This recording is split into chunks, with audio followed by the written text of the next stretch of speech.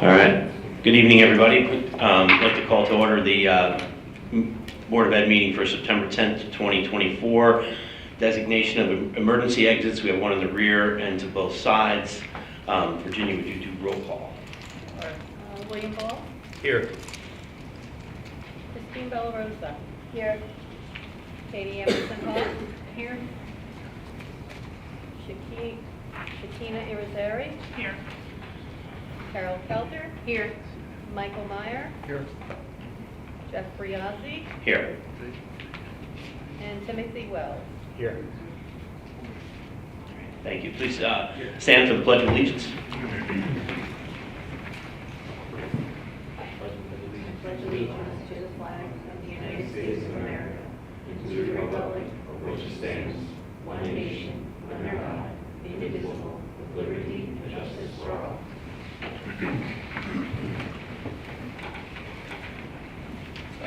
We're introducing something new, and we just think it's important enough, and Dr. Ursic views it as important enough, we're going to do this every meeting, just to reiterate our school, our district's mission statement and vision statement.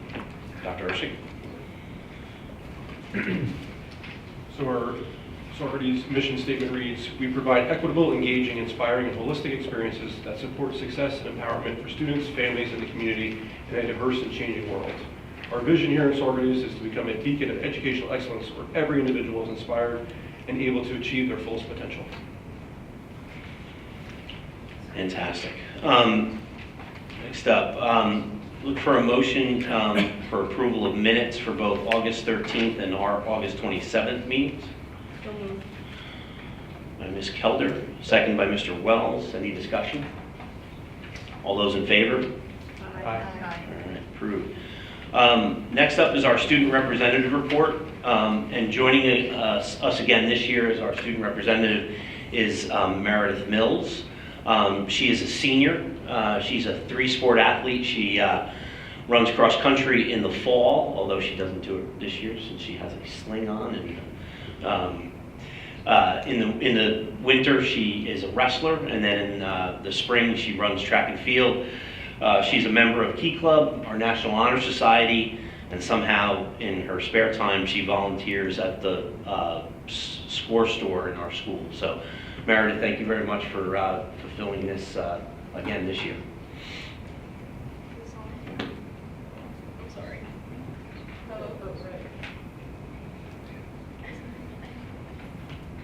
Hello? Yeah. Okay, I'm sorry. Thank you. I just wanted to welcome everyone back this year. We have a lot of announcements happening this month. Sorry. Our high school seniors started the year with a parade from Simmons Plaza last Wednesday. This is our final year at Saugerties High School, so congratulations to me and everybody else. We also wanted to thank Saugerties Police Department for escorting us to the school that morning. Our open house is scheduled for September 26th from 6 to 8 p.m. Fall Picture Day will be held October 1st and 2nd for the secondary levels. I also wanted to mention that a student that graduated this past June, Eric Wiseman, has achieved a remarkable milestone in getting his pilot's license, at just 18 years old. And all of this was made possible through his high school courses and his here at Saugerties and Ulster BOCES. And this year we have 30% more students attending BOCES than we did last year. I also wanted to highlight one of our new electives being offered at high school, newspaper journalism. This class is getting a lot of interest this year, and there are a lot of students still enrolling in the class.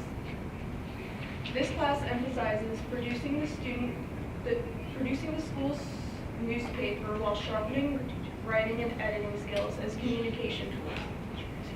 It will highlight the process of formulating questions, sourcing stories, verifying the accuracy of information, constructing student surveys, and conducting interviews. The students will focus on writing articles and editing and revising student and faculty submissions. So if anyone is interested in learning more about this class or other electives offered at the high school, we encourage you to stop by the counseling office and speak to your counselor. Lastly, we want to thank the members of the Atonement Lutheran Church in Saugerties for donating 76 brand new backpacks filled with essential school supplies to our district. That's it. Thank you. Great, thank you, Meredith. We'll move on to public recognition. Now it's time for anybody who is a member of the public who would like to address the board. You can step up to the podium now.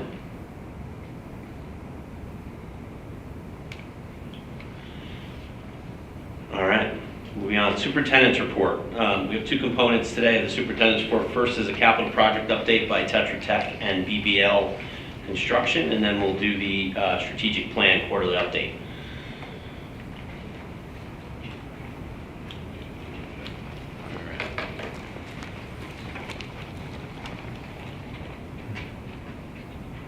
All yours, guys.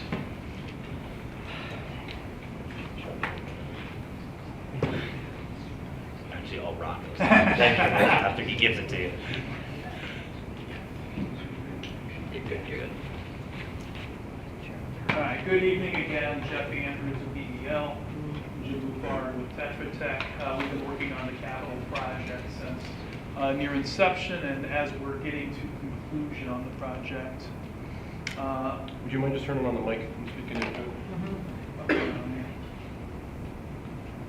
We have to open Again, part of the agenda, what we're going to try and cover here tonight is the main capital improvement project. The building condition survey is your kind of next steps for other improvement projects. The capital outlays for the 2023 and 2024, 2023-2024 and the 2024-2025 year, and then leave a little bit of time for questions. Jump in here because it's a great slide you put on there. So I took these images off the district's website, so hopefully everybody already has photo releases. But, you know, it looked like, hey, it was a great start to the school year.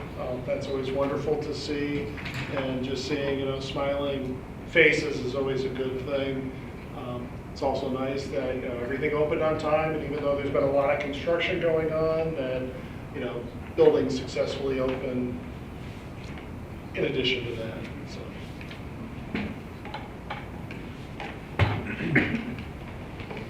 So again, and this is a slide that we've seen time and time again, the work that we have in place. We are now basically at the point where the projects are ramping down.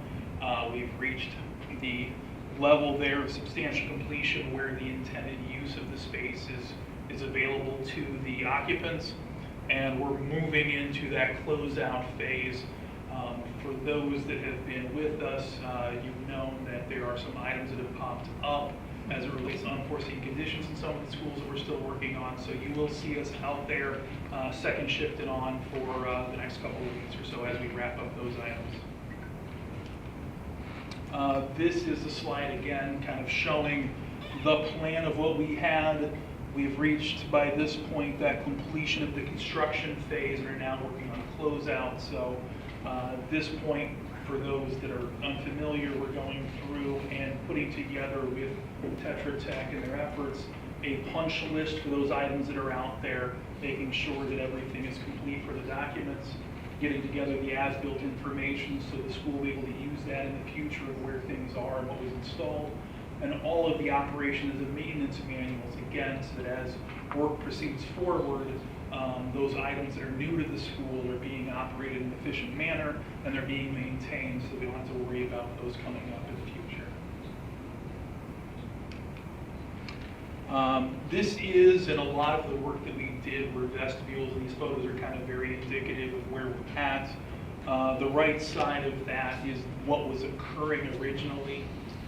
We've provided secure vestibules, typically with access through a secured window, so that basically locks. On the other side of that is a fire shutter that will shut in case there is a fire. And this is one of those items where we're still working on. There was a change late in the summer adding an extra door that's there. That door is currently installed, but we're waiting glazing for that opening, so that will be wrapped up and taken care of. These secure vestibules are basically installed at each one of the schools, all of them just a little bit different. Cahill Elementary School, we had a lot of flooring to get installed. I appreciate the people's patience in Cahill because we had a little bit of a learning curve last summer on the third and second floor. This summer we got it a little bit down to where it was definitely more efficient, work with the school a lot better, and all that work is done. We did have some kudos from Tetra Tech's interior designer as it relates to the installation, and we've relayed that to the contractors that did the install. We also have the windows that we're replacing all throughout Cahill. This is basically on the sections of school that are more toward, it's not Main Street?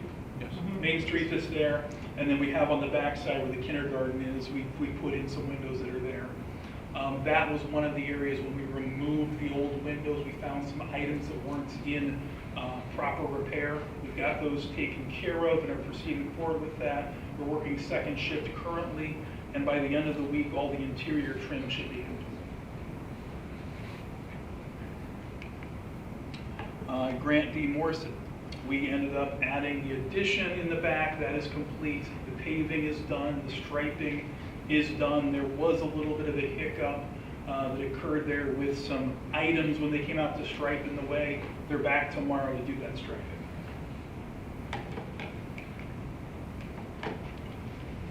Thanks, Jeff. So before we jump to the building condition survey, I just also wanted to say we actually will have some teams on site tomorrow to continue with some of those substantial completion inspections.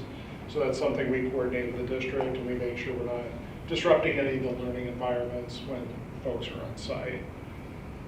So for the BCS or the building condition. Before you go here, can you do me a favor? Because the people listening out there in the thing, give me 30 seconds. What is the building condition survey? I think it'd be good just for everybody to hear what exactly that is. Sure. So the building condition survey is mandated by New York State SED, so that it used to be regularly every 5 years. They kind of broke that up more recently, but every district in the state, which is 700 and some odd, have to complete this basically holistic look at your existing facilities. So it's looking at what is already, what you already have in those facilities and the condition of them. So that really the district has a great idea, an inventory, a planning mechanism, so that they know what their future capital needs are. Perfect. That's helpful, thank you. You bet. So there's 4 bullets on here. The first 3 are intentionally grayed out because really we're on the bottom one there with some of the next steps, and this actually plays into some of the other work that we need to talk about tonight. So where we're at is we've done all that. They've been submitted to the state. We reviewed them with the facilities committee in great detail for all the buildings. And from that, there was some reprioritizations, things of that nature. So what we do next is we actually create what's called the 5-year plan. That doesn't get submitted to SED, but that's a document that the district has on file so that there's a record of what that plan needs to be. So it distills all that information from the BCS, which is hundreds of data points for each building, and it condenses it into a single document. And part of that document is called the executive summary. So what happens with the executive summary is for every capital project submission to SED, whether it's a capital outlay project or millions of dollars worth of a capital improvement project, that document has to accompany those submissions. And SED is checking to see that, gee, the work that you're proposing and whatever that submission is, that scope of work, so say it's roofing, just to make something up, they're going to look and say, okay, is that actually in your plan, that executive summary, which is just that even higher level snapshot. So that's the next important piece here. And why that matters is when we talk about the capital outlay. So before we jump to the 24-25, just where are we with the 23-24, which was at Riccardi with flooring? Like we've talked about before, unfortunately, when those bids were received back on June 20th, there were 2 prime contracts in there. One was for abatement, one was for GC. We only received 1 abatement bid. And as part of that, it just wasn't best value for the district. We needed 2 primes. So those bids were rejected by the board. And now what we need to do is actually put this back out to rebid. We've actually had some strategy sessions with some of the admin teams so that we can plan for how that would look. And that's really what I'm trying to show down below. So looking at getting that project rebid basically November-ish, and from there we can get that work done. So really we're just going to be focusing on the abatement in this, and then the district itself, through their own forces, will do the install of the flooring product. And then the idea is closing out by the end of June of 25. Got to get my years right here.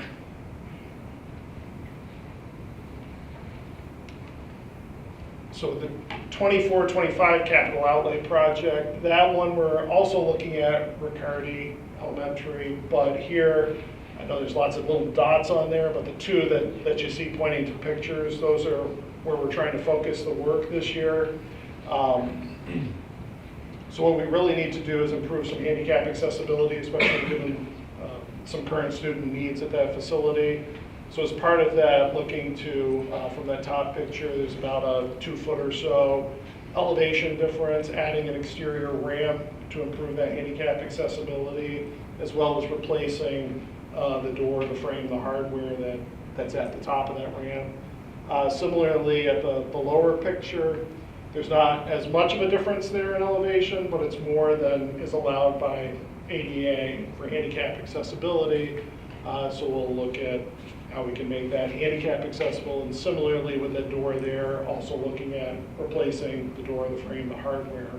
And at one of these, we'll have to figure that part out, is also adding like an ADA push button so that there's greater handicap accessibility at that facility.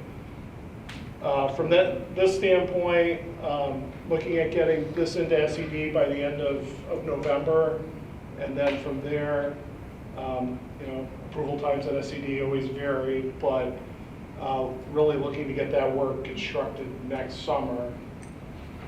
From there, we'll also have to package it in such a way so that there's options as far as alternates, just to make sure that something can be afforded by base bid. And that's really the scope on that one. But as part of that submission to SED, we have to include the executive summary as well. In the diagram there, can I ask a question? In the diagram there, the other entries, the red ones, are those not accessible?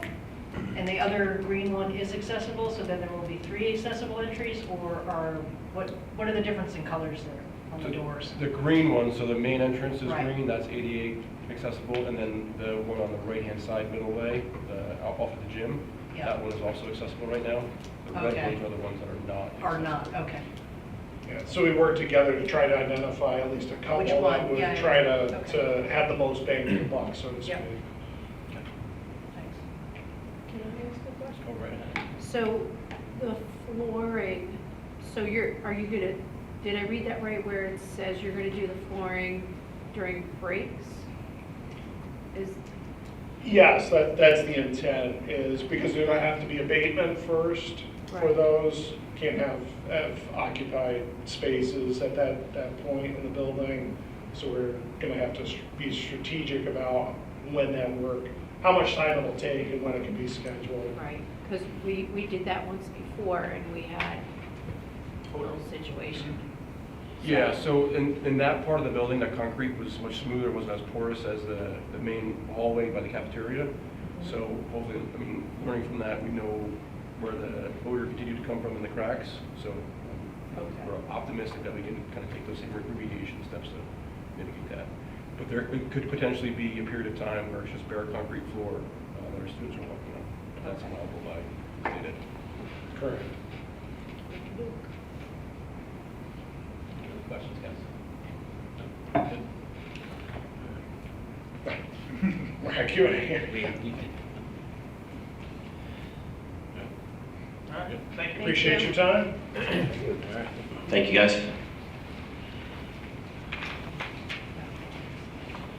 All right, strategic plan quarterly update, Dr. Ursing.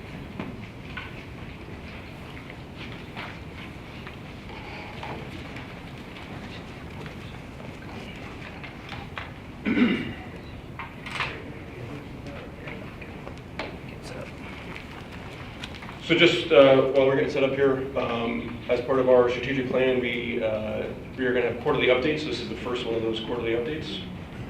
So we'll be highlighting the work that has kind of taken, that we've embarked on since that time, and we'll continually update the plan, make it available to the board for their review as well. Okay. Once again, why are we doing this? We want to get better.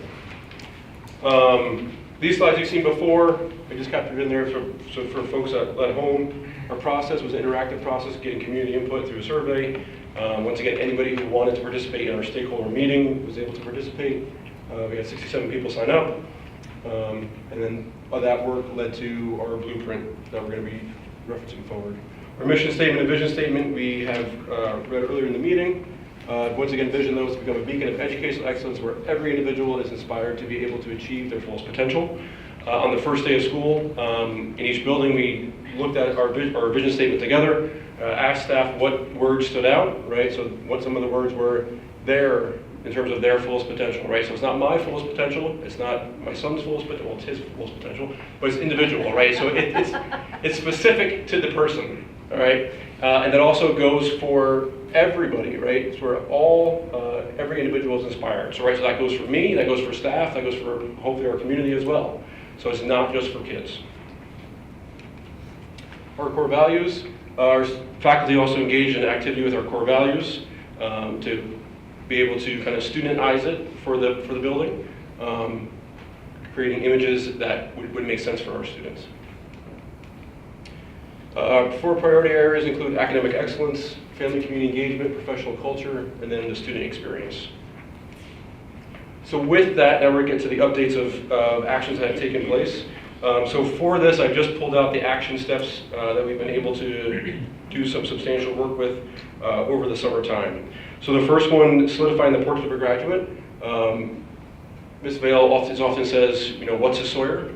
So in my mind, this is kind of defining what a Sawyer is. So what should our Sawyer experience be? What should our graduates' qualities that they should have at the end? So for this, we did embark on a little bit of work in this in the past, but our BLTs are going to be doing this shortly once they kick off in September and October, and then our DLT group is going to take that information and synthesize it to come up with that. So tomorrow we are going to be working with our administrators as to what that activity should entail with their BLTs. Also, action step research opportunities for career exposure and career fairs, internships, etc. As part of our agenda tomorrow for our admin, Ms. Jean Greco has come up with an idea at the elementary level for a career fair, so we're going to explore that tomorrow.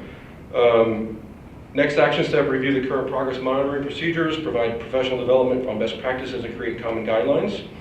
This is going to be a big chunk of our work this school year with our MTSS plan that was recently approved. How are we going to progress monitor in a consistent way in which we're measuring what our students' needs are. We also recently adopted our PD plan, which does have elements of this in there as well. So we'll be working on this throughout the year as well. Provide professional learning on inquiry-based, phenomena-based, interest-based, and project-based learning opportunities that maintain academic rigor. This is a continuation of our PBL work over the past couple of years. Other evidence for this category would be curriculum writing, particularly in the sciences that took place this past summer. And then we had teachers participate in with the new investigations over the summer as well. Provide professional learning on generative artificial intelligence. So we had some PD last year. At the end of last year in May, our conference day, we actually had 2 of our staff members facilitate kind of an exploratory PD for our staff on AI. We are going to continue along with that again this year. And we're also, there's other opportunities available through other organizations for PD. Research civic mindedness opportunities, volunteering, develop community projects and senior capstone projects. Last year we announced that we were a planned pilot school, the only one in the Hudson Valley selected. So we met over the summer with our representative, and we're going to be continuing that work, which also dovetails into our PBL work as well. Next action step is research effective use of technology to support student learning. Right now, our policy committee is engaging in a conversation on an AI policy. Provide professional development to staff on universal assistive technology tools. This is where Ulster BOCES and Mid-Hudson Teacher Center, some staff have taken advantage of trainings through that as well.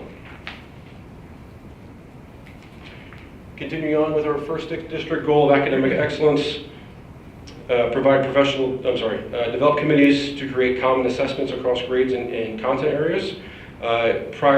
Years ago, we did have PD on common assessment development, but a big step in this year was, mapping our elementary curriculums and other curriculums with pace and scope, so that we know exactly what needs to be taught when and what the objectives are for each one. So that's kind of the first step in developing common assessments that we can have common conversations about. Provide professional learning and on explicit direct instruction executive functioning skills. Once again, the board adopted our PD plan that we will be following through with this year. And then common behavior management, including restorative practices. Once again, we did approve our PD plan.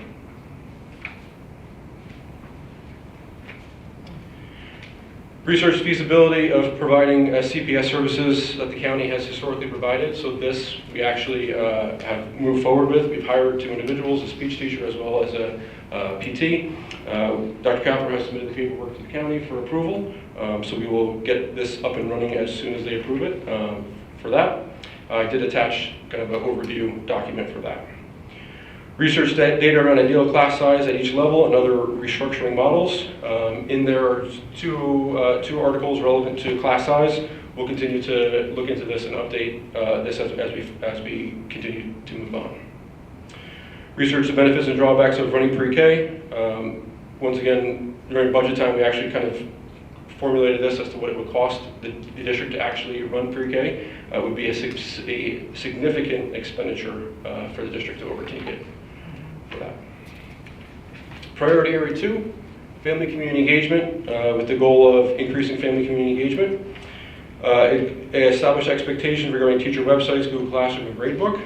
We have established teacher expectations for websites contractually. It is in the contract. And we have also started a gradebook committee where the committee will review options for a common gradebook. Ultimately, a recommendation from that committee will come to myself, and then I'll be the deciding factor as to what common gradebook we'll be using going forward. So that work began last year, will continue this year. In addition, develop a communication plan with the district to ensure parents, families understand what's happening in all schools. We'll be working with our PR specialist on this. But one thing I think the community has appreciated, and I've got some positive feedback on, is that the high school campus does send out a weekly notification to parents.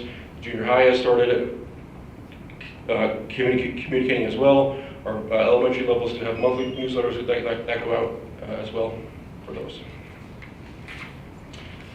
On to priority area 3, professional culture. We're going to try to create, foster, and nurture superior quality professional learning tailored to all staff needed for student success. Update hiring rubric to reflect our core values. So Ms. Molino has updated our hiring rubric, which every candidate who walks through our doors gets rated on a scale. So that is reflected in there, so that is finished. Develop anti-bias training for the hiring committee. So this is one that Shannon has reached out to Ulster BOCES to see if they can assist with this measure. They thought it would be a great idea for like a county project to work on. So Shannon and myself will be working with Ulster BOCES to see if we can make this come to fruition, with the idea being that before every interview, the individuals on the interview committee would participate in this training. So they come to the interview with an open mind. Research and implement district-wide consistent restorative practices throughout the day. Priority on the start of the school day. Develop and implement restorative practices, professional learning programs with a focus on trauma-informed instruction, mental health, the SEL framework, empathy and understanding. So this is all captured in our professional development plan, which we will be following. The last priority area is the Sawyer experience. Create an environment where all students want to come to school, where they feel welcome, successful in their work, recognized for their efforts, and supported in all areas. So utilize faculty meetings for diversity, equity, and inclusion topics. We had professional development to be for our administrators over the summer. We also had a PD plan, which was approved, as I reported several times. Implement consistent policies and procedures on how allergies are handled. So we now have a consistent EpiPen instructions for staff. We're also, Dr. Kapler is making sure that all of our monitors who will be supervising students, without other adults around, are aware of allergies and have the proper training on what to do in case something does happen. Research methods to measure student engagement. This was a big part of our summer retreat for administrators as well as opening day. At opening day, all of our staff engaged in conversation around a continuum of engagement. Right, so what does engagement mean versus what does compliance mean? From that, we actually had one of our high school math teachers do a similar activity with their students, put the various levels of engagement on the wall, and students kind of define them for themselves. So in there, I've attached our opening day presentation as evidence for that. Research and implement career day. Once again, tomorrow we're going to be having a conversation about what that could look like at the elementary level, and then we'll have a conversation for secondary. And then lastly, to report out on is to develop workable, meaningful classroom protocol regarding the use of cell phones, Apple Watches, and earbuds. So for this effort, we did share with families what the expectations are at each level, elementary, middle school, and as well as high school. We are monitoring the junior high's policy on having cell phones be away for the duration of the day, including lunch. I've been in the cafeteria. It hasn't seemed to be a problem with students reaching for their phones. Seem to be going pretty well from my perspective. But we'll continue to kind of monitor that and see if there is an impact on student behavior and discipline as a result of that. As part of that process, the junior high administrators, Ms. Vale and Ms. Davino, did lead a junior high tech talk.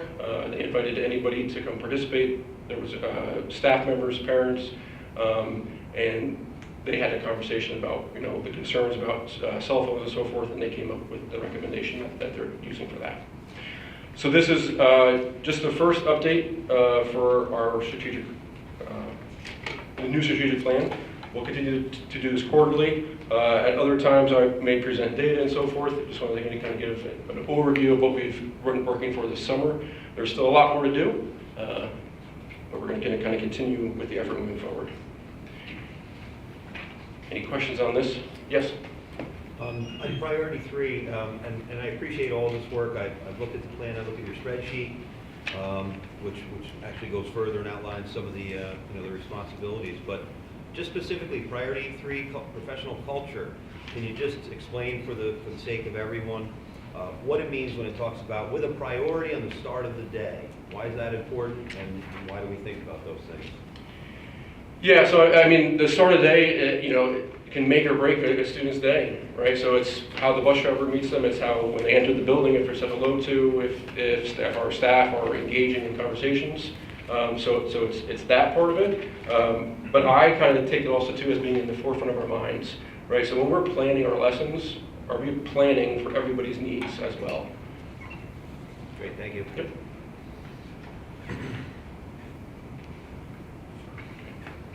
If there's nothing else, I do just have a couple other things I would like to say. First and foremost, thank you to everybody for an excellent start of the school year. Parents, thanks for getting your kids up. To our staff, for greeting our students with open arms and being super engaged on the first day of school. And then most importantly for our students for once again reinvigorating our buildings with life.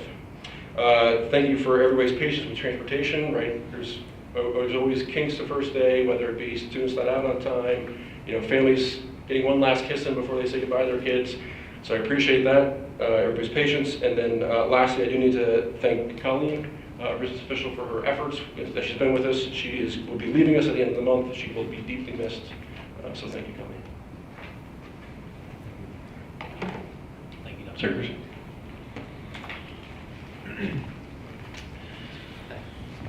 All right. We've reached board member remarks. So if there's any board members who'd like to make remarks, we'll start that at this end, if there's anybody. Yeah. All right. Mr. Ball?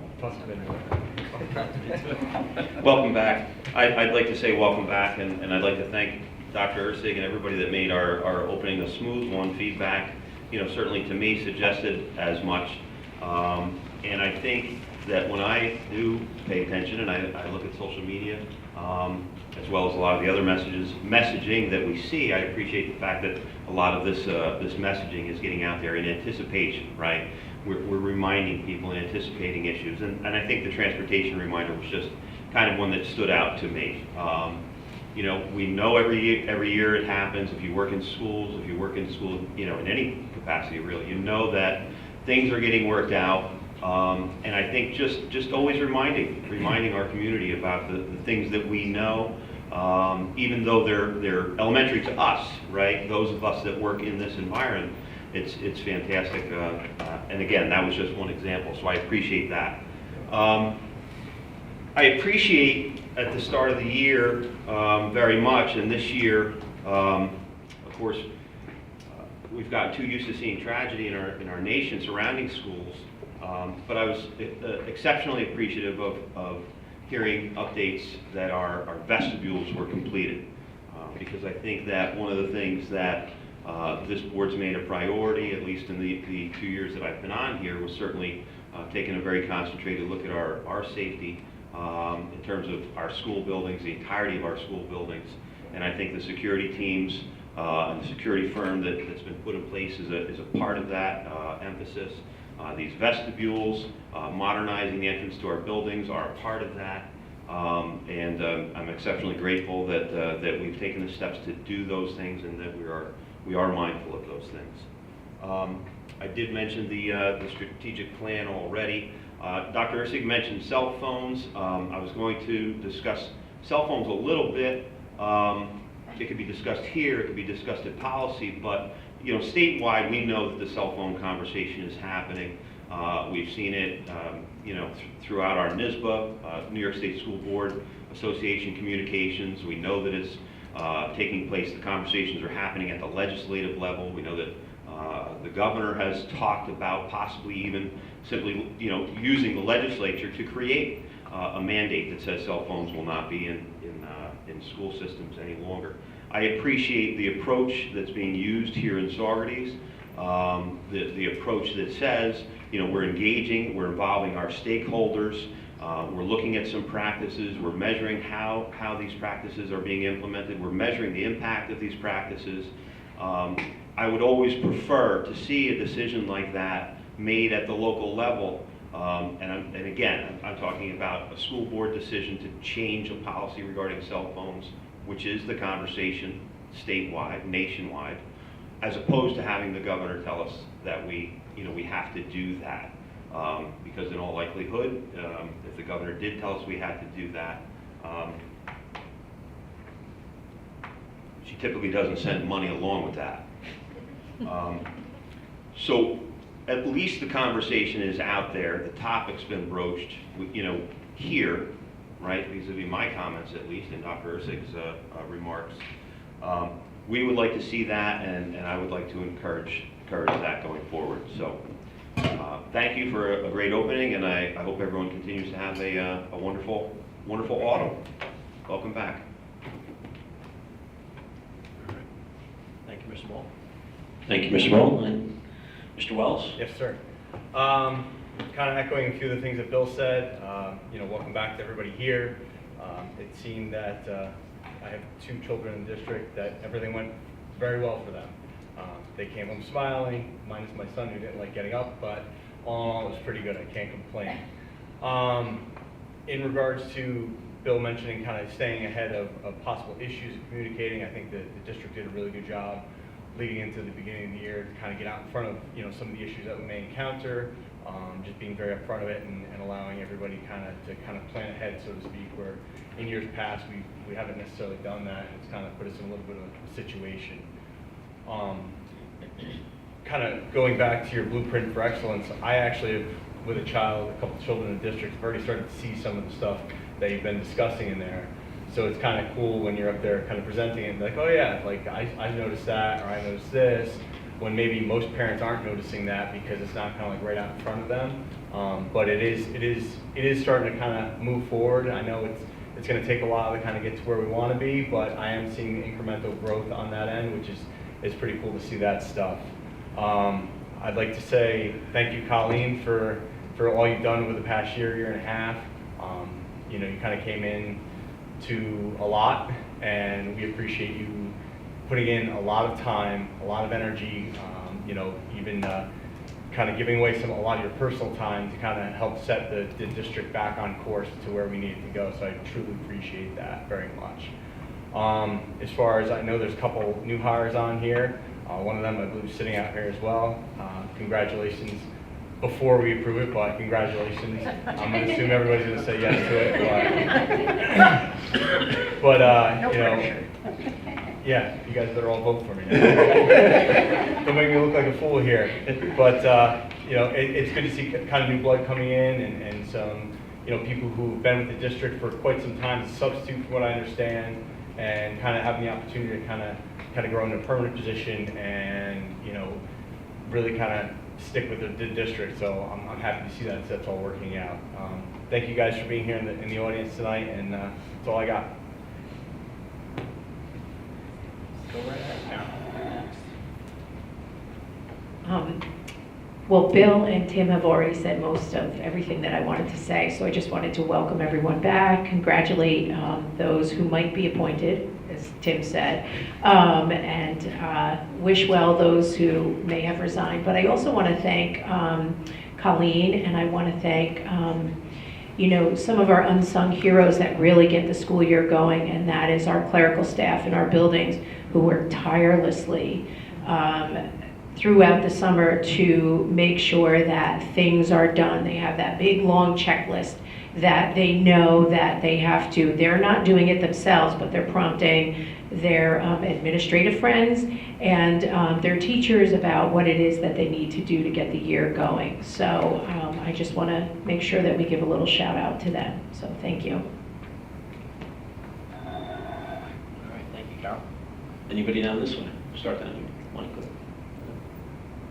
You good?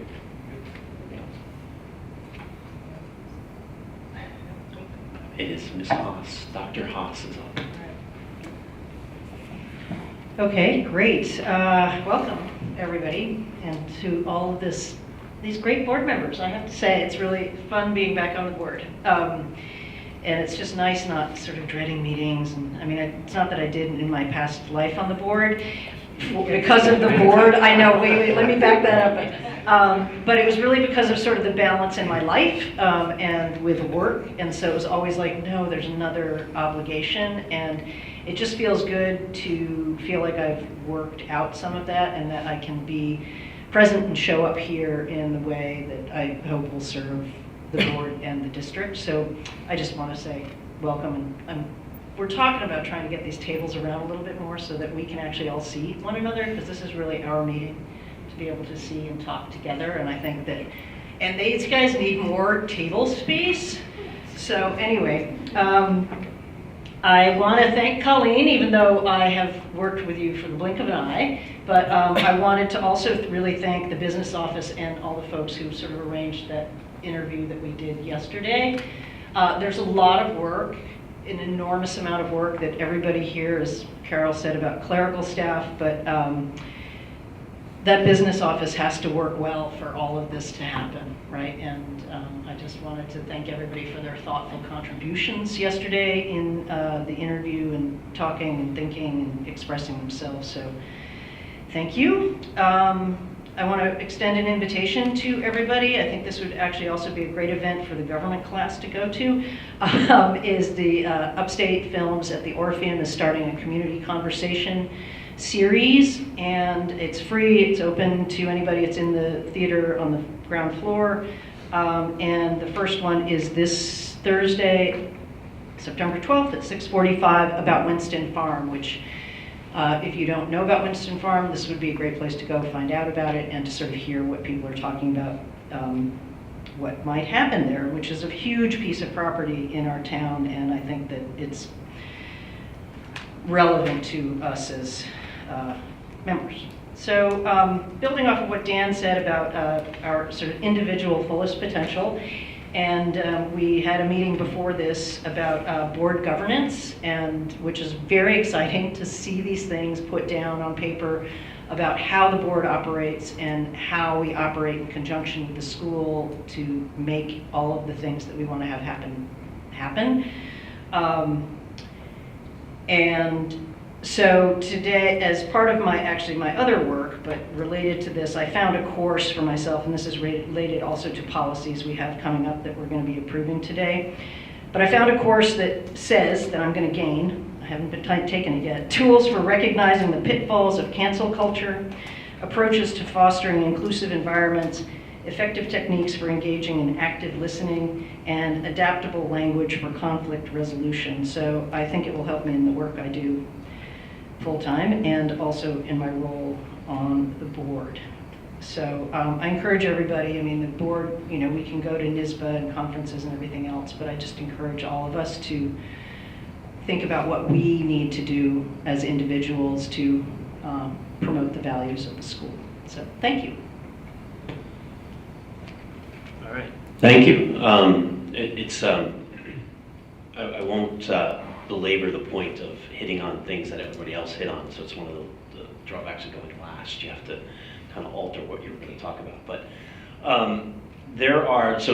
just in general, I'd like to welcome everybody back, especially our new team members. We have a lot of new people joining us in the district, so welcome to the team. And I think it's one thing we have a lot of new members, but I think it's interesting, and it's a great thing that all of our main building administrators are back. So all of our principals, we're starting the year with all the same ones. Mr. Martelli joined us in the middle of the year last year, so he's starting the year fresh this year, which is fantastic.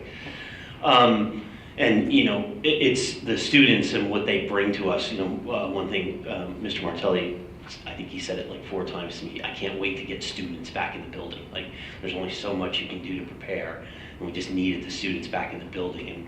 And having the year kick off the way it is, no year is ever going to go without any speed bumps. If Dr. Ursig ever sent a report that everything was perfect, we'd wait for him to send a real report, because it just can't happen. But I think the amount of things that go into starting a year and where we're at, we couldn't ask for something better. The one thing I want to talk about, since it is really our first meeting of the school year, is involvement. We are going to, and you'll see a second reading coming up that we're going to vote on around our DEI policy. But there are going to be some big topics that are going to come up in conversation over the next few months. Cell phones, Mr. Ball mentioned, AI, and things like that. I encourage everybody to get involved. The policy committee meetings are open to the public. And this last one that we just had, we had a parent join us in person. And to hear her perspective on things, the fact that she is a professor at New Paltz added an entirely different level to the conversation. And you know, when I say big topics, we have AI, we have cell phones, and then there's going to be the budget. The time to get involved in those kind of conversations is not in May. It is now. And you know, all of us have an email that's out there. It's public. Email us with an idea, email us with a question, that's fine. But the more people to get involved, and I think of that parent who joined us in the policy meeting, and I hope she continues to join, and I hope that sets the example. That is how we will move and hit those things in that strategic plan and be able to be inclusive and be able to kind of go to that next level. And be able to have really good discussions around that, so that they're not, you know, people aren't surprised when we bring them up for a vote. So I would just encourage everybody to really get involved, and get involved now. You're going to hear that from me probably every meeting, so, excuse me. The one thing I will repeat is a thank you to Colleen. I've had the opportunity over, I'm going to date myself, over a 30-year career. I shouldn't say that number, but I've had the opportunity to bring on a bunch of new employees wherever I was, regardless of what position they were coming on, whether they were, leading a division or working on something else. A long time ago, I had a mentor. Very early in my career, I had a mentor. And I asked her when I joined her team, I said, what's your goal for me? And she said to me, leave what I'm going to give you and the division you're going to work on, leave it better than you found it. And when she said that, I'm like, oh, thanks, this pie in the sky objective. And it didn't dawn on me till a couple of years later exactly what she was telling me. And I've used that to almost a myriad number of times for people who have worked for me as an objective and a goal. And by any measurement, I think everybody around this table would agree, by any measurement, you have unequivocally left our district, especially the business office, in a better place than you found it. There is no question about that. From the level of detail to how the budget transfers are now done, to the things that have been cleaned up, your short amount of time here has been tremendous, so thank you. I know two things, the team at Bluestone Coffee is going to miss you. And I fear that when I walk in there, I know they have my name, they're gonna be like, what did you do? So enjoy your shorter commute. The district you're going to is getting somebody extremely valuable. So thank you. All right, I think we're all set there. Next up, we have Dr. Rohrbach is going to give us an overview of our Saugerties 2024 summer programs. And this is usually Dr. Rohrbach and the team. Yes. Yes. Yes. Let me bring this down about.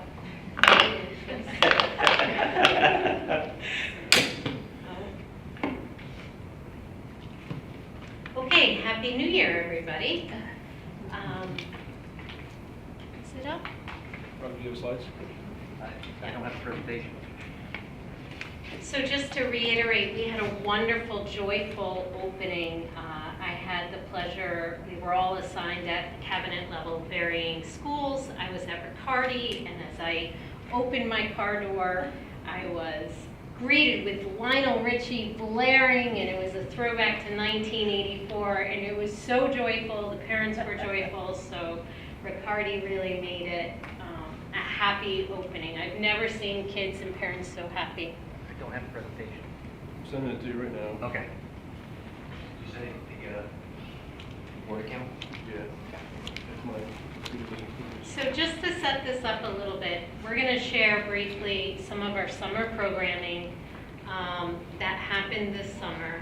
Next month, what I will share is more about professional development and the trajectory of learning for all adults in the district as well as students. This past summer, we had more than one program happening. We had our traditional 7 through 12 academic summer school. What I want to remind all of you is academic summer school is for our most at-risk students who generally have they either need course credit or they need to retake the Regents. And quite often they don't like the subject that they are coming to summer school with, so there's a lot of uphill battles there. We also have our K through 6 academic summer school as well. We call it the K through 6 Summer Academy. We have our Title III ENL Summer Academy, which was a fantastic program. We also had lots of professional development for our administrative staff. I'll talk a tiny bit about that tonight and more next month. And we did a lot of standards-based curriculum mapping this year in Saugerties. So with all of the student-based programs, the difference this summer was that it all had to be here on the high school campus due to the capital That's not it. project. That's mine. I can keep going. You can keep going. We can do it without the slides, right? Right. Yes, we can. And you all will have them anyway. There we go. Beautiful. Okay. So we were all on one campus due to the capital project, and for the student-based programs, Mrs. Pipitone was the constant thread of supervision.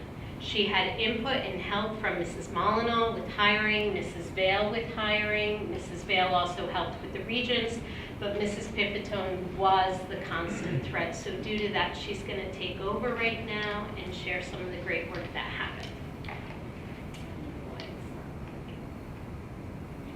You try. There we go. It's just slow, okay? You want one to be there? All right, thank you. So I first wanted to give a huge shout out and thank you to all of the staff that helped make the summer programs run smoothly and made them possible, including the custodial staff working around us and our schedule. You know, they had this building to get ready and we were using up a lot more space than they are used to being used. We also had transportation accommodating us here and the food services providing meals for our students all here in this one location. So as Dr. Rohrbach mentioned, you know, our at-risk students, so here you can see our enrollment and the number of students. We had 28 students for grades 7 through 8, and then 54 for grades 9 through 12. We offered the courses that you see there. We had to be flexible with our model this year because of staff shortages. So we used Apex for some students to gain credit as well in some of the classes we weren't able to offer at the time or that they just needed extra time. Apex is our program where students, for anybody who's not aware of it, students can take these courses and it's more independent online. It's based, the platform is online. They can do some of it at home as well, but the assessments themselves must be done in person with the instructor or the teacher that is there providing this help. So we do have specific teachers that were supporting Apex. And then, okay, so here's the acquisition rate, the course credit acquisition rates, which is an increase from last year. Last year for senior high, it was 89% and 88% for the junior high. And this year, we had 92% for the senior high and 98% for the junior high. And that is just, receiving the credit that they hadn't received during the school year.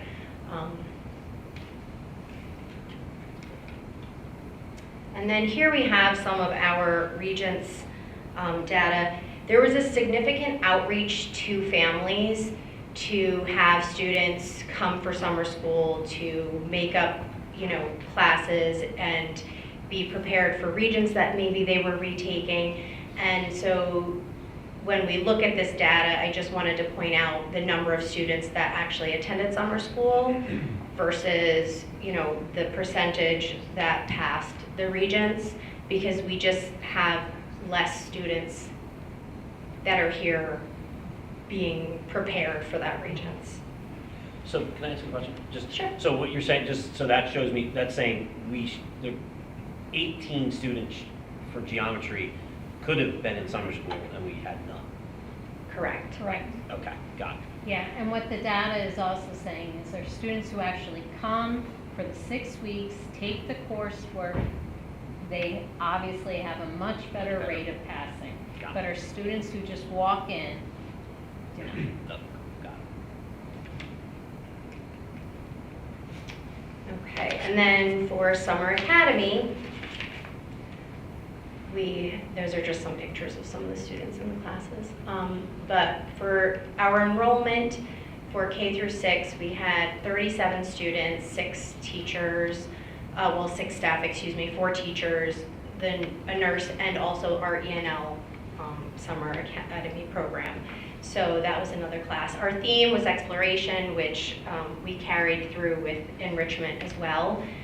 And the evidence of growth, they have a pre-assessment and a post-assessment, and that's how they gauge whether or not we met our goals, and they did. Based on the iReady data and New York State standards, our teachers provided standards-focused instruction, and engagement was high during those 3 weeks of summer academy.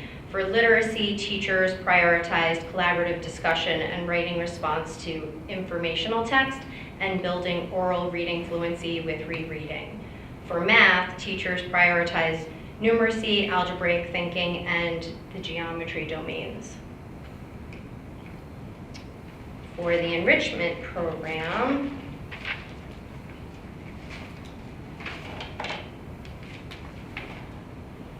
there we go. Our enrollment was 211 students, and those are the courses that we offered to them. We had K2 had 3 choices of exciting offerings: Wild Adventures Nature Camp, Summer in Color Creative Arts and Crafts, Space Voyagers Exploring Our Galaxy. We had for grades 3 through 5 drawing and painting, and that was done for 3 weeks. Grades 4 through 6 had a STEM exploration. Grades 6 and 7, there was a Sawyer Tunes. Mrs. McDougall offered some of, they were playing guitar and just musical exploration. And then we had grades 6 through 12, cookie baking basics, cooking basics, outdoor skills, and a class based on media. So it was called Sawyer Media Mania. And I sent out a survey to those parents that did respond to our enrichment, and these are just some of the highlights. And I'll just read a couple of them. This session exceeded our expectations. Our student says she really liked the nature camp and going on walks. She also loved her creative free time in art camp. She says Mrs. H and the other teachers were very kind. She was excited every day to go to summer enrichment. My only suggestion is to make it a little longer. 3 hours is a blip when they're having fun. That was very evident as well. Another one, I love that my kid learned easy basics of making scrambled eggs and pancakes, such a great life skill. They also participated in the cleanup and learned the full process of cooking. Absolutely fantastic that Saugerties Central School District has been able to offer this, and I hope it continues. So the feedback was really good. And it just highlighted the reasons why we try to continue doing that for our students. Can I check? So the 2 different groups, the academic and then the enrichment, so is the enrichment just open to anybody who signs up? Yes. And is there a cost? No. Okay, and are the kids in the academic who are recommended for that? I mean, what's the Venn diagram look like of are there children in both? And do the children who need academic support, do they have access to these fun courses? So based on the recommendations of teachers, or did you want to? Okay. Based on the recommendations of teachers, if they are recommended for summer school because they have gaps that need to be worked on for their success, then that is the priority. So, based on our current model, that's the best that we can do right now, but that doesn't mean that that's always going to be the case. Right, I'm just wondering if one of those kids could take the STEAM, would they be able, do they have the option of saying, no, I don't want to do academic, But I it want to would be our learn how to hope cook. and dream that it would be a full day. Right. And that Or those- or 3/4 of a day so that they could have an enrichment piece. And so when they're here in the building together, what was that intersection like between the 2 groups? You mean Because they were all here. so the high school was on the junior high end, and then we had enrichment and the elementary academy in what is considered our 200 wing down here, across from us here. So just to emphasize that this program started from the COVID funds. Right. So it is to continue, it will be a budgetary question for us. That's good to know.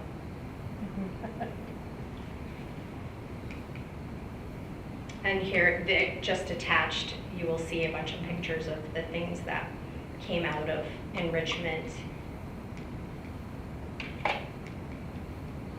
And then we had our ENL Academy as well. And so we had one group, and Sarah Elia was the teacher that provided the experiences for this group of students. And she was teaching them about community and the countless professions that we have here. And so she took them on a tour of Saugerties, basically. And they visited the post office, M&T Bank, Grist Mill Real Estate, Main Street Restaurant, Hudson Valley Dessert Company, Kiersted House, Ivy Lodge, Stella's, Upstate Films, the Public Library, the Village Office, and the Village Fire Station. So thank you to all of those members in our community that did host our students for that. And there are just some pictures of a few of those locations that they visited.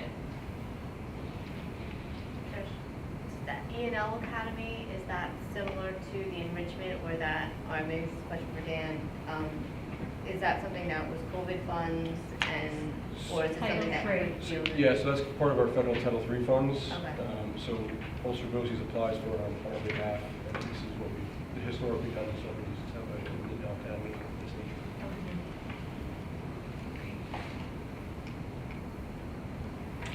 And back to you. So the interesting thing about the enrichment, I can hear that there's some curiosity with that, is that was Mrs. Pipitone's internship project that she had with me for her administration 3 years ago, and that was at the beginning of the COVID funds, so she has seen it through.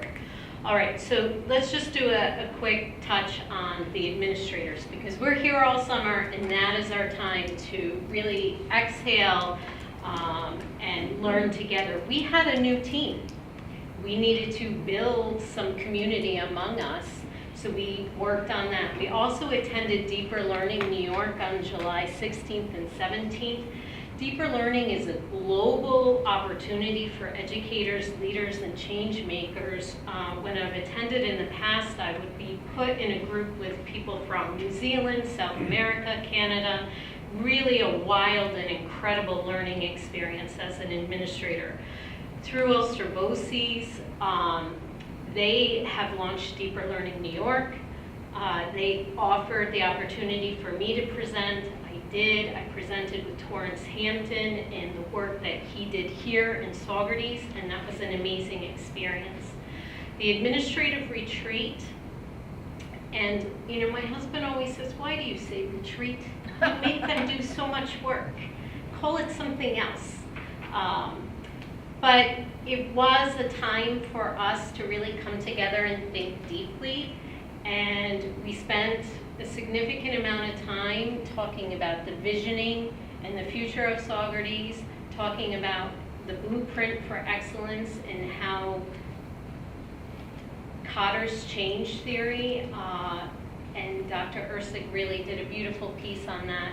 And there's always a process in change. And very often as humans, if you talk about change, sometimes there can be a knee-jerk reaction of, well, what's wrong with me? We're already doing so many wonderful things, right?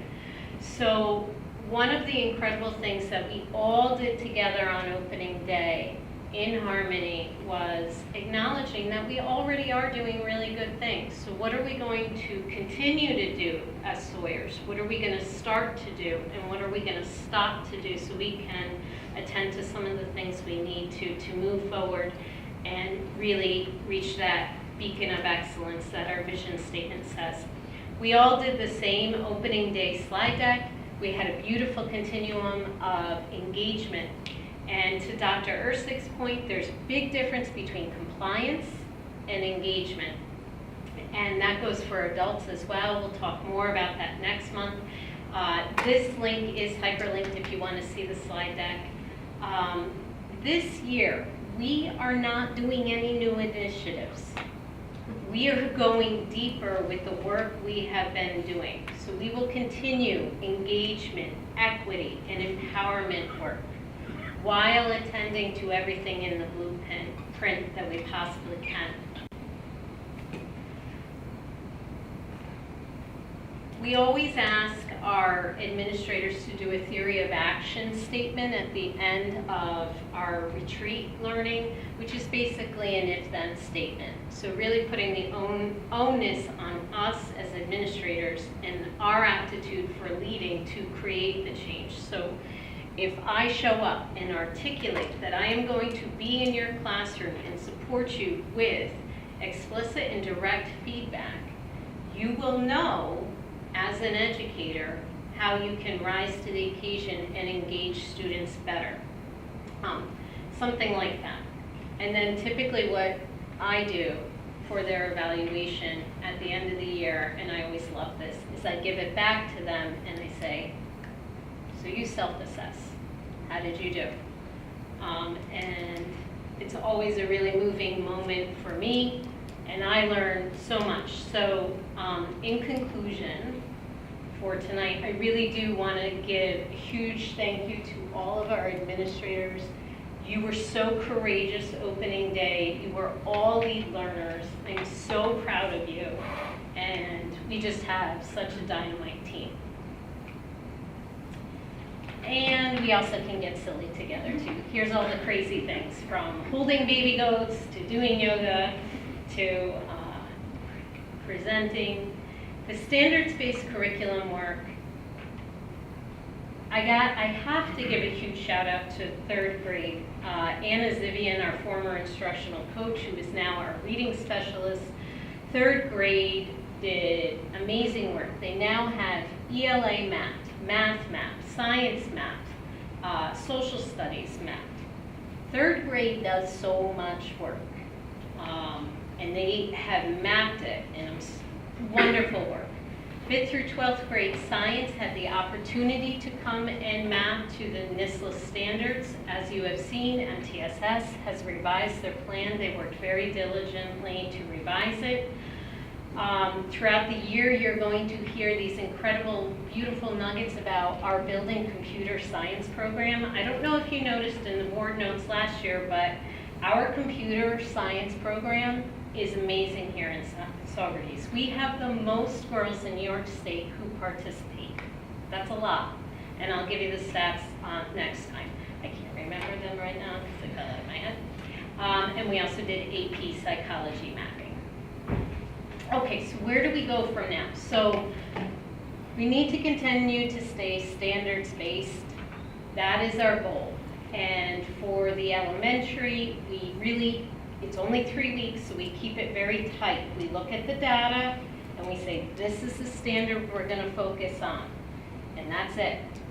And we only focus on ELA and math. It's 3 weeks, half a day. And it's not punitive. It's very engaging. They do lots of games, everything that is needed to avoid summer slide. Prior to the academic summer school programs, there's always an orientation and there's always professional development. We will continue with a common theme that helps bring everybody together. And we will continue to always have professional development for administrators. If we're going to walk the talk, we need to do the learning as well. And keep our toolbox sharp as well. As we move forward, the work is not going away. Our data will say that we need to do a lot of targeted interventions. So throughout the entire year, we will be trying to think outside of the box and So the enrichment program is one of those things that we have to think, okay, the community really likes this, the students like this, so how can we continue to provide this service while it was part of the COVID funding?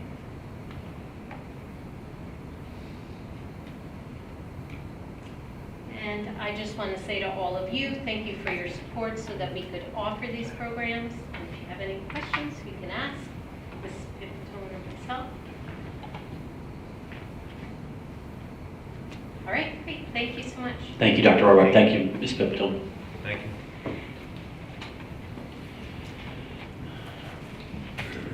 All right, moving on. Personnel. Like to take a motion to for items J1, 2, and 3.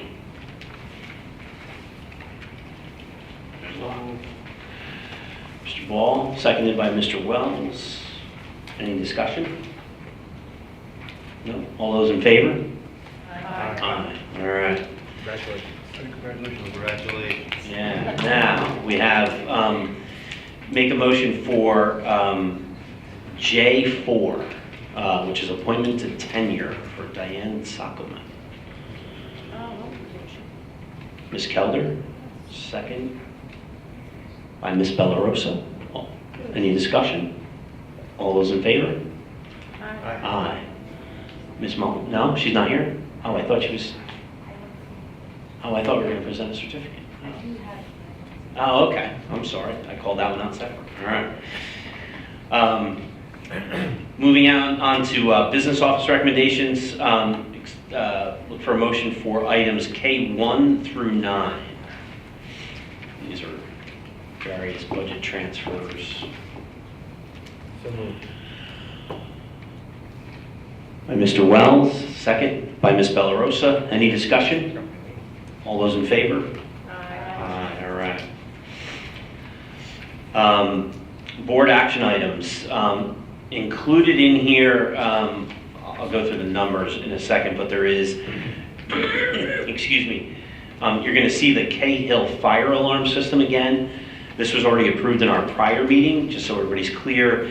This is just a correction on the rate. The total amount is still the same, just so people don't think we're approving it again or changing the number.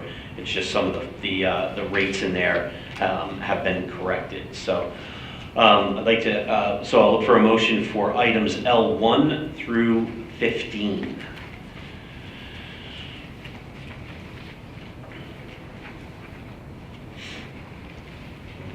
By Mrs. Zeri.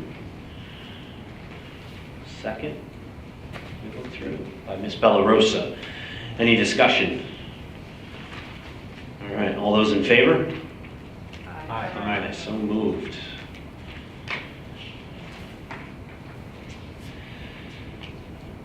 All right, moving on to committee reports. Audit committee, Ms. Bellarosa?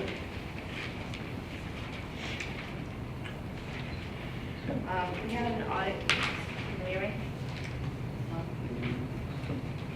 Can you just pull a little closer? Can people hear me now? Yes, yep. So we had an audit committee meeting yesterday, the first since April 22nd. Those in attendance were myself, Jeffrey Razzi, Timothy Wells, Ms. Mills, Dr. Ursig, Michael Wolf, our internal auditor, and Heidi Turk, the internal claims auditor. The things we discussed at the meeting were Michael Wolf, who is our internal auditor, presented the results of the Transportation Department review for the year 2022-2023. As I mentioned in the past, the internal auditor does a couple things for the district. They do a risk assessment, which is required annually, which is an overall view of the district, and then some focus areas of review. And this one that they had done for the 2022-2023 school year was the Transportation Department. The district owns one bus and contracts 61 runs across 4 different transportation companies. Even though we outsource some of our district transportation, the district is still responsible for monitoring the New York State transportation requirements, including the Department of Motor Vehicles, Department of Transportation, and New York State Education Department.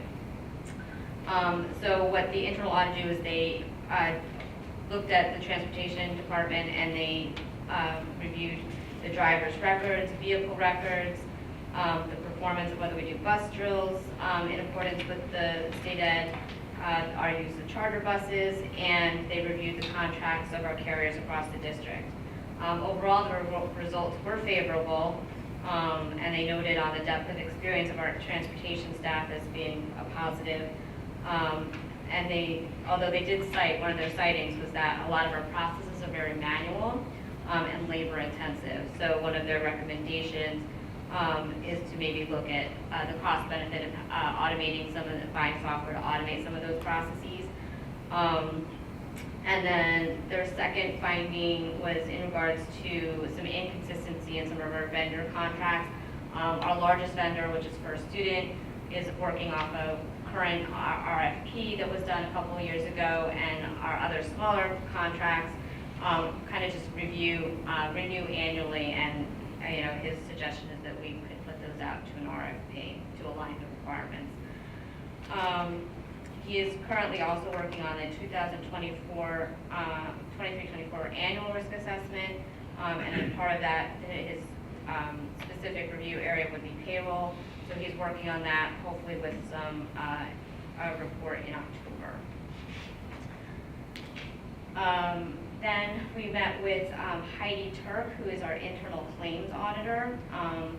The board has a responsibility to review all payments going outside the district, and it delegates that to an internal claims auditor. And Heidi Turk has held this role since 2007. And you can see it as part of our audit, our agenda every month is to review and approve the claims auditor report.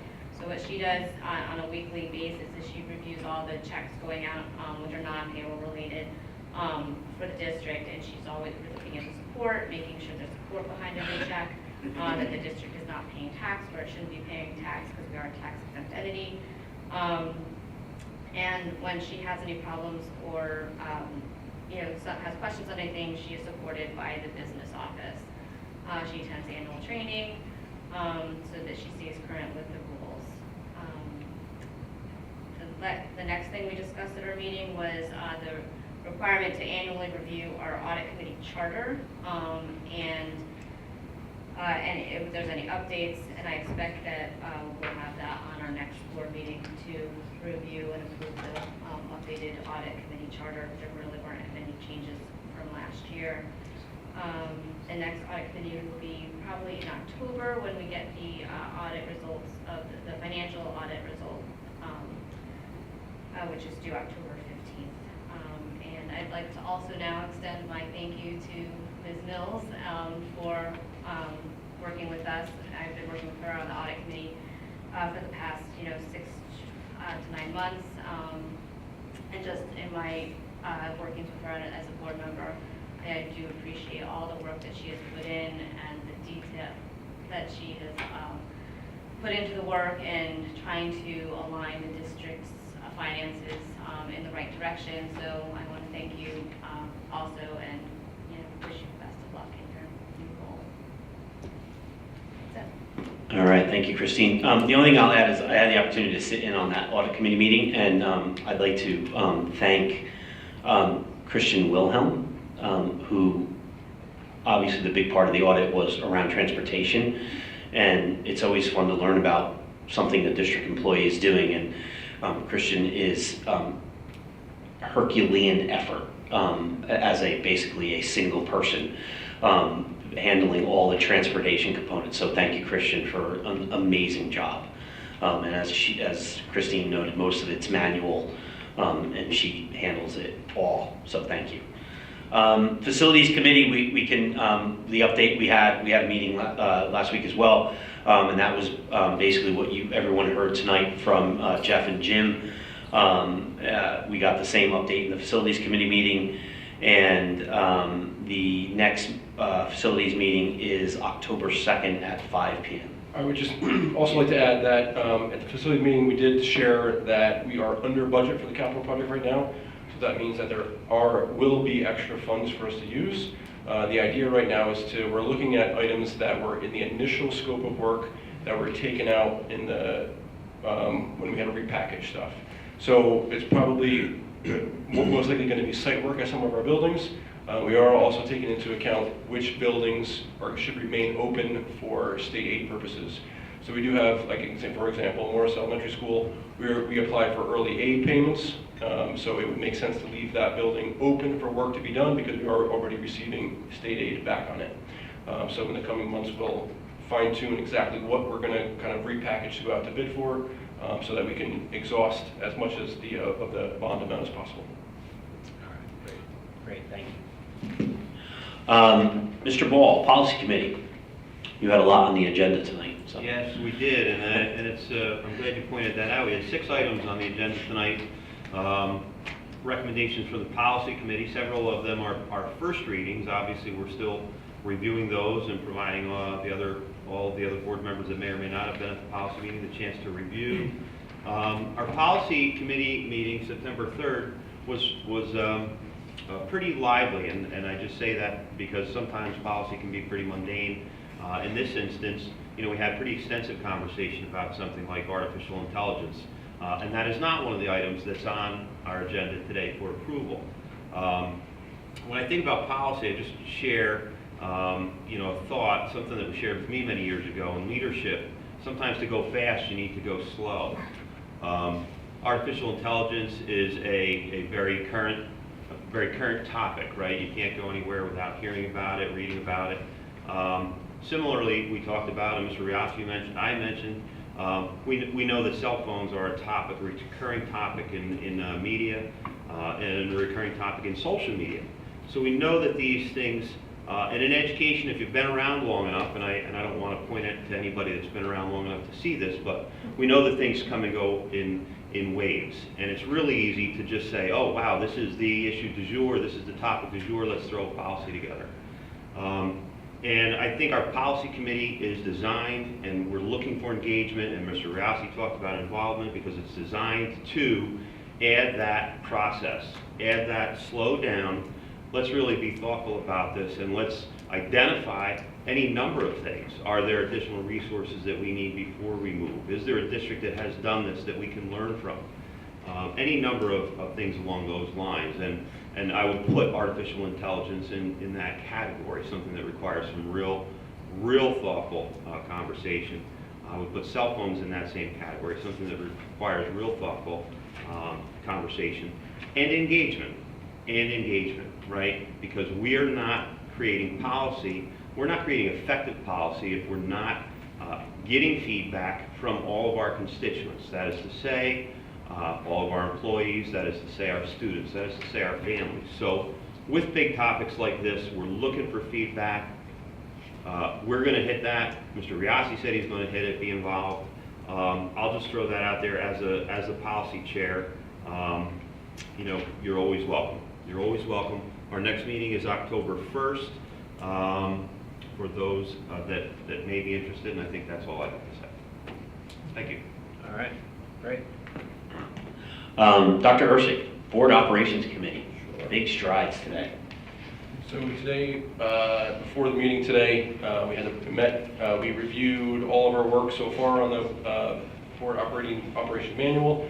We just have some minor edits to do. Our attorneys are going to go through and review the footnotes which correspond to our specific policies. I'm thinking that hopefully in October we can maybe just put it out there publicly and then try to vote and adopt it in November. Thank you to all board members who participate in that committee. Yeah, and just so people who are new to this, right? So the Board Operations Committee, so we're in charge of policy that dictates how everybody else operates. We thought it'd be a good idea if there was a policy that says how we should operate. So we've put together a complete, we didn't start from scratch, we used something off in ISBA, but it basically details every action and how the board will conduct itself, both with the public, internally, and on all options. So it's a pretty extensive document, and Dr. Haas continues to say she wished she had it before. All right. So next up, second public recognition. Is there anybody still out there that would like to get up and address the board? Now is the time to do so. All right. Like to take a motion to go into recess into executive session. And I think there will be, when we come out of executive session, there'll be nothing else to vote, it'll just be adjourning the meeting. One thing I'd like to note before I do that, actually, I'm going to skip since most people will have gone, is the future board meetings. Starting with next month is when we start our tour of going to the different elementary schools. So we start with Mount Marion, then in November we're in Morse, and then December Cahill, and then we finish up right after the new year at Riccardi. So it's good to, that was a great time last year going to each of the schools and listening to the kids from each school present. So motion to recess into executive session. Mr. Ball, seconded by Ms. Kelder. Any discussion? All those in favor? Aye. Aye. All right. Thank you, guys. Thank you, everybody.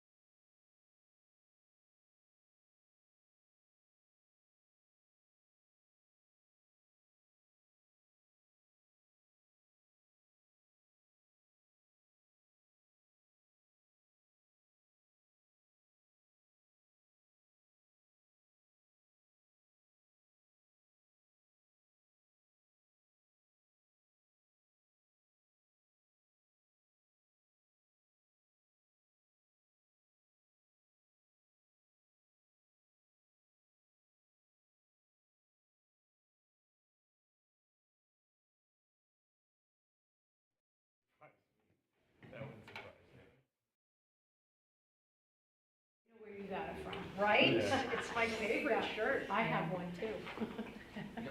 We good? Yes. All right, like to entertain a motion to come out of executive session. So moved. Second. Moved by Ms. Kelder, second by Mr. Ball. Any discussion? All those in favor? Aye. Passed. All right, accept a motion to adjourn the meeting. Moved. Mr. Meyer, and second by Dr. Haas. No discussion, all those in favor? Aye. Aye. All right, have a good night, everyone. Thank you. Colleen, thank you.